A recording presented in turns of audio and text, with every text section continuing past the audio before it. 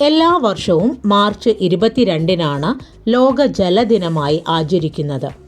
ലോക ജലദിനം എന്ന ആശയം ആദ്യമായി നിർദ്ദേശിക്കപ്പെട്ടത് 1992 ബ്രസീലിലെ റിയോ ഡി ജനീറോയിൽ വെച്ച് നടന്ന UN conference on environment and ഡെവലപ്മെന്റിലാണ്.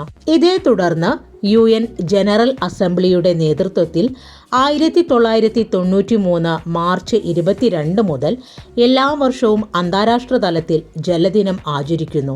ഓരോ വർഷവും ജലദിനത്തിന് പ്രത്യേകം പ്രമേയങ്ങളുണ്ടാകും.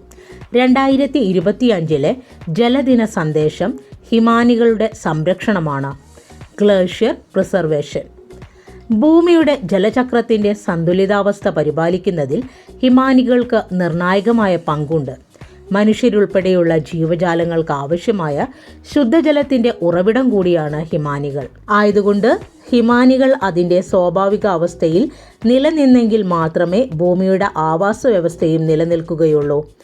ആഗോളതാപനം, കാലാവസ്ഥാ വ്യതിയാനം മുതലായ പ്രതിഭാസങ്ങൾ മൂലം ഈയിടെയായി ഹിമാനികൾ വളരെ വേഗത്തിൽ ഉരുകുകയും അതിന് ആനുപാതികമായി സമുദ്ര ജലനിരപ്പ് ഉയരുകയും ചെയ്യുന്നുണ്ട്. ഇത് ശുദ്ധജലത്തിലേക്ക് ഉപ്പുവെള്ളം വ്യാപിക്കാനും ശുദ്ധജല ലഭ്യത കുറയാനും ഇടയാക്കും.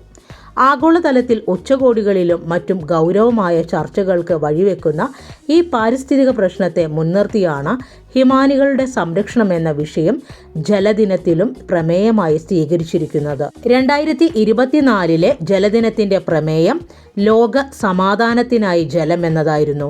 2023 ജലദിനത്തിൻ്റെ പ്രമേയം ജലക്ഷാമവും ശുചിത്വ പ്രതിസന്ധിയും പരിഹരിക്കുന്നതിന് അതിവേഗ ചുവടുവെപ്പ് എന്നായിരുന്നു. Thank you.